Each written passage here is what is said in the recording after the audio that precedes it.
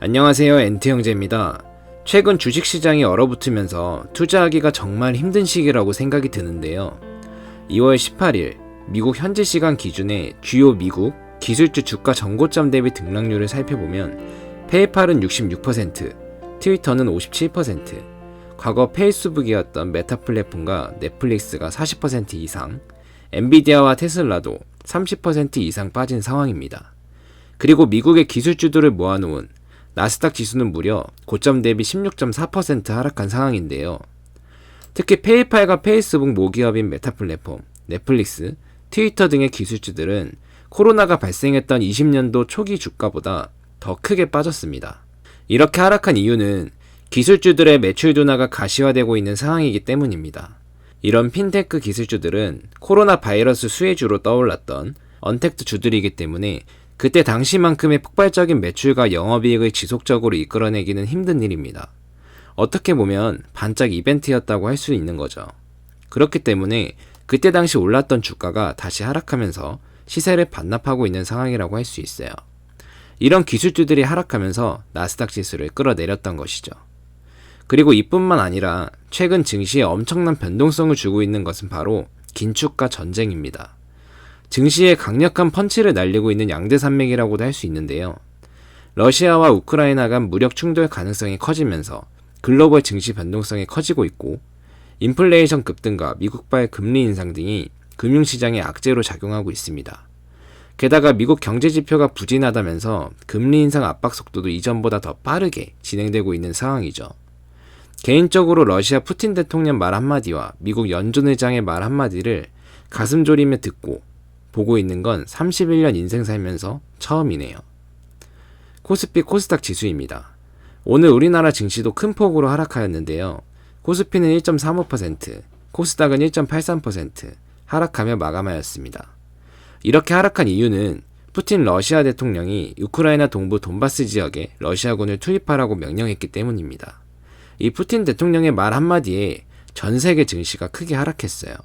러시아 지수는 크림반도를 합병했던 2014년 이후 가장 큰 폭으로 약 10%가 넘게 하락했고, 우리나라를 포함한 아시아 증시도 전쟁 공포감에 일제히 급락했습니다.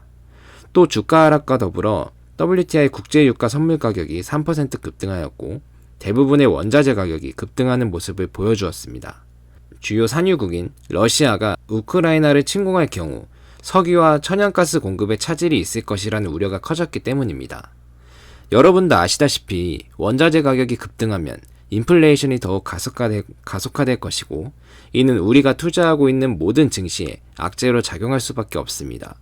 전쟁과 원자재 급등에 따른 인플레이션, 정말 악재란 악재는 다 쏟아지고 있는 상황입니다.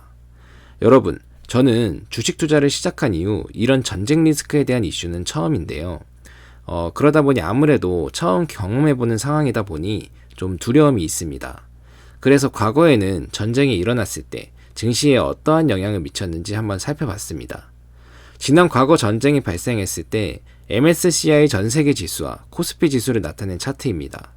여러분이 보시기에는 어떠신가요? 90년도 걸프 전쟁, 94년 1차 체첸 전쟁, 99년 2차 체첸 전쟁, 2003년 이라크 전쟁, 2013년 우크라이나 크림반도 합병. 체첸 2차 전쟁을 제외한다면 글로벌 증시 흐름은 대부분 전쟁과 관련이 없다는 것을 알 수 있습니다. 실제로 과거 사례를 보면 전쟁이 시장에 미치는 영향력은 크지 않았고, 미국 등 다국적 국가가 참여한 걸프 전쟁과 이라크 전쟁을 보더라도 글로벌 증시는 해당 전쟁 이슈에 개의치 않고 제 갈 길 가는 모습을 보여줍니다. 생각보다 전쟁은 증시에 큰 영향을 주지 않는다는 것이죠. 개인적으로 저는 이런 과거의 증시 상황을 비롯해 본다면 최근 증시는 전쟁이라는 리스크 압력보다도 인플레이션이라는 공포가 더 큰 리스크로 작용하고 있지 않나 생각합니다. 전쟁 발발에 따른 우려보다 전쟁이 발생함에 따른 인플레이션과 그에 따른 긴축 가능성이 좀 더 중요한 변수라고 할 수 있죠. 대신증권의 연구원도 지난 주말 증시 급락은 전쟁 리스크보다는 펀더멘탈의 불확실성, 인플레이션에 따른 소비 불안이라고 언급했습니다. 이달 미국 소비자 심리 지수가 2011년 10월 이후 최저 수준을 기록했고, 이와 같은 지표는 현재 미국 가계 소비 심리가 크게 위축되었다는 것을 말합니다. 저금리 시대에 경제활동을 시작한 저로서는 금리 인상이라는 상황도 주식 투자를 시작한 이후 처음으로 부딪혀보는 상황이기 때문에 솔직히 두렵기도 합니다. 그렇다면 이렇게 두려움이 만연한 시장 상황에서는 과연 어떠한 투자 전략이 필요할까요? 현재 주식에 비중이 큰 투자자가 있을 수도 있고 현금 확보를 미리 해두어서 현금 비중이 큰 투자자가 있을 수도 있는 것처럼 투자자들마다 현재 처해 있는 상황이 다 다를 텐데요. 오늘은 제 계좌 현황과 보유 현금의 비중 등을 고려하여 말씀드려 보도록 하겠습니다. 엔트형제의 개인적인 투자 전략이지 절대 따라하라고 말씀드리는 게 아니니까 오해하지 않으셨으면 좋겠습니다. 우선 저의 계좌 현황입니다. 총 투자금은 3,100만원이고 2월 22일 기준 수익률은 약 마이너스 10.5%로 320만원 정도 손실인 상황입니다. 정말 계좌를 볼 때마다 마음이 쓰린 상황인데요. 저는 주로 타이거 차이나 전기차 ETF, 타이거 미국 테크 탑10, 타이거 미국 필라델피아 반도체 나스닥, 타이거 글로벌 리튬 2차전지 ETF를 주력으로 투자하고 있습니다. 시장 상황이 좋았을 때는 30%에 가까운 수익률을 보여주던 ETF들인데 현재 마이너스 13%에서 마이너스 2%까지 하락한 상황입니다. 현재 수익을 내주고 있는 종목이 없는 상황이죠. 오늘은 특히 타이거 차이나 전기차 ETF가 그나마 주가 방어를 잘 해주었는데요. 작년 12월부터 주가가 지속적으로 하락한 이후 15,000원 라인을 어떻게든 지지해주려는 모습입니다. 최근 중국이 경기 부양책을 내놓을 것으로 예상하면서 수출 비중이 높은 화학, 자동차, 반도체 관련주가 주목을 받으면서 주가 방어를 잘 해주고 있다고 볼 수 있어요. 그리고 특히 타이거 미국 테크 탑10, 타이거 미국 필라델피아 반도체 나스닥 ETF가 큰 폭으로 하락하였습니다. 미국 테크 탑10은 3.14%, 필반나는 3.77%. ETF 지수가 이렇게 하락하는 것은 정말 엄청난 하락을 의미합니다. 이런 상황에서 개별 종목들은 영상 초반부에 말씀드린 것처럼 엄청난 하락폭을 보여주고 있는 상황이죠. 정말 이 ETF들의 차트들을 보고 있으면 12월 달부터 엄청나고 무섭게 하락하고 있다는 것을 알 수 있어요. 이런 상황에서 저는 타이거 미국 테크 탑10 ETF와 타이거 미국 필라델피아 반도체 나스닥 ETF를 추가 매수했습니다. 타이거 미국 테크 탑10은 30주, 필라델피아 반도체 나스닥도 30주. 어떻게 보면 큰 금액은 아닐 수는 있지만 제가 보유한 현금 비중의 일정 부분을 추가 매수한 겁니다. 제가 차이나 전기차 ETF가 아니라 이 ETF들을 매수한 이유는 최근 미국 기술주들의 하락폭이 굉장히 심했기 때문입니다. 앞서 말씀드렸다시피 미국의 기술주를 모아놓은 나스닥 종합주가 지수가 1월부터 지속적으로 하락하면서 고점 대비 현재 15%나 하락한 상황인데 전쟁 이슈와 금리 인상 이슈로 인해 과하게 시장이 반응해서 주가가 예상했던 것보다 더 크게 하락한 것이라고 생각했기 때문입니다. 물론 추가적으로 주가가 더 하락할 수는 있습니다. 개인 투자자인 제가 절대 맞출 수 없겠죠. 하지만 과거 제가 투자했던 2020년 3월 시장을 생각해 본다면 그때도 저점이 언제일지는 아무도 예측하지 못했지만 시장은 다시 고점을 넘어서 상승하는 흐름을 보여주었고 앞으로도 장기적으로 본다면 이렇게 우상향해서 전고점을 돌파하는 날이 올 거라고 생각합니다. 그리고 특히 미국 기업들 중에서 현금 창출 능력이 좋은 기업들이 대거 포진해 있는 타이거 미국 테크 탑10 ETF는 증시가 반등할 때 가장 빠르고 더 높게 반등해주는 모습을 보여줄 겁니다. 그렇기 때문에 지금 이렇게 주가가 하락하는 구간에 모아가야 하는 이유랍니다.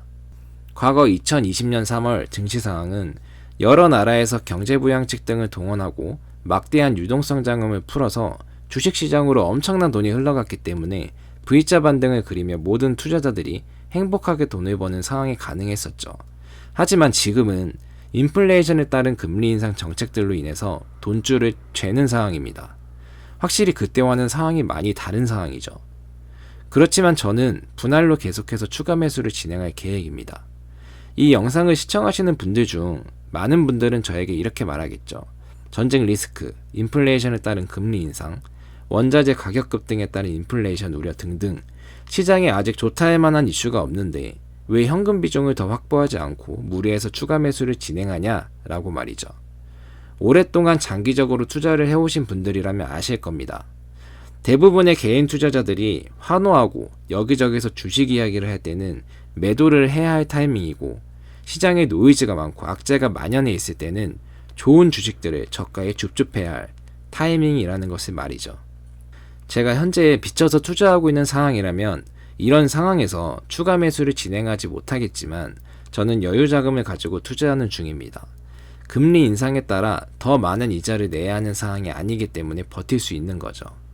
이렇게 주가가 하락할 때마다 수량을 늘려놓고 투자금을 확대하고 매수 평균 단가를 낮춰놓는다면 전쟁 리스크가 해소되고 원자재 가격이 잡히고 물가가 잡히기 시작하면서 연준에서 금리를 동결한다거나 낮춘다는 언급으로 증시가 반등하기 시작한다면 지난 12월 장에서 맛본 수익보다 더 크고 달콤한 수익을 맛볼 수 있지 않을까 생각합니다. 주식시장은 전쟁이 발생한다고 없어지지 않습니다. 금리 인상을 단행한다고 해서 우리가 투자해놓은 투자금이 없어지지는 않습니다. 엉덩이 무겁게 좋은 주식들을 가지고 꾸준하게 투자한다면 경제적 자유에 한 발 더 다가갈 수 있는 기회가 되지 않을까요? 여러분도 여러분 투자 상황에 맞는 투자 전략을 통해서 여러분의 소중한 투자금을 지키고 보다 큰 수익을 얻어가셨으면 좋겠습니다. 앞으로도 제 투자 현황을 꾸준하게 여러분들에게 공유해드리고 제가 투자하고 있는 ETF 그리고 신규로 상장하는 ETF들에 대한 정보까지 여러분에게 영상으로 전달해드리겠습니다. 오늘 영상도 여러분 투자 생활에 도움이 되셨다면 좋아요와 구독, 알림 설정과 댓글까지 부탁드리겠습니다. 여러분들이 남겨주시는 댓글 하나하나 꼼꼼하게 살펴보고 댓글을 달아드리고 있으니까 함께 소통하며 투자 생활을 즐기셨으면 좋겠습니다. 저는 그럼 다음 영상에서 더욱 알찬 정보들을 가지고 다시 찾아뵙도록 하겠습니다. 감사합니다.